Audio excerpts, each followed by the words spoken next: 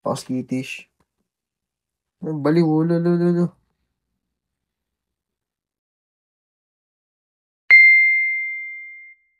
It's Mr. Scrooge back at it again with another video. So, kung papansin nyo, may super worm tayong hawak, no? So, since matagal na tayong walang content about sa ating centipede, no? Mag-update tayo about sa kanila and mag-feeding na rin tayo, no? Ito si Tangy, no? So, without further ado, let's go. Mag-feeding na tayo and update na sa kanila, guys. Unahin na natin tong si Tangy, yung ating Scolopendra dihani, giant leg, no? Orange. Ayan.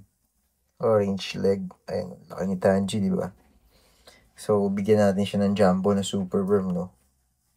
So, susunod try natin uli siya bigyan ng mais since matagal na naman yung last kain niya. Para lumusog talaga siya. So, bigyan na natin siya to super worm. Wait lang, ayaw magpawan itong super worm. Ayan. Ayan si Tangy. Bagsakan natin ng super worm. Di pinansin yung super worm. Busog ka ba? Aba, busog ka ba, Tangy? Last week pa yung huling kain mo, ah. Yun. Di lang pala niya naramdaman kasi ang liit ng super worm compare sa kanya. So, ayun, dinakma na agad ni Tangy. Wait lang, sa mas magandang view. Dito ba? Ayan. Diba? Halos di niya makita yung super worm sa laki niya. Buisit, ayan. Ang bulky na ito ni Tangy, eh.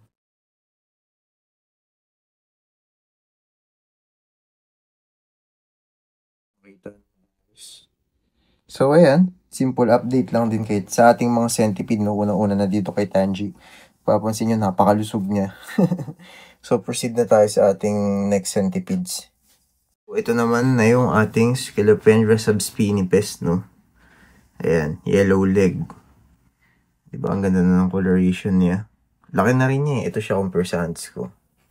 So, roughly around 7 to 8 inches na siguro siya. Gano'n siya kalaki. Pero hindi siya bulky.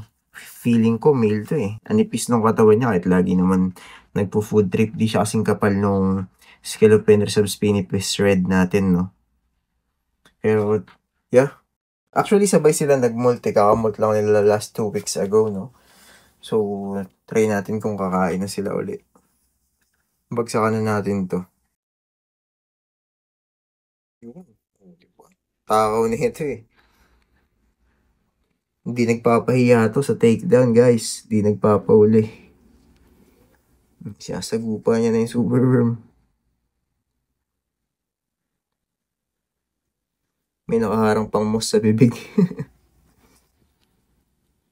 Yung moss yung agad niya tulungan, kaya natin alisin natin yung moss, guys.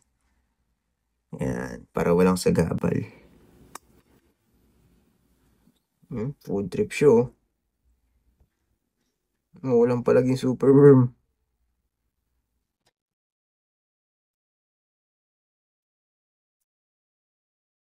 Ayun, kapit na kapit siya sa super worm, guys. So, proceed na tayo sa ating last centipede, yung ating Scolopendra subspinipes na red, no? Siya na yung last update natin kasi actually yung ating Scolopendra morsitans, namatay na yung ating mature male na morsitans, no? So, yeah, sasawi ang palad na maalam na siya.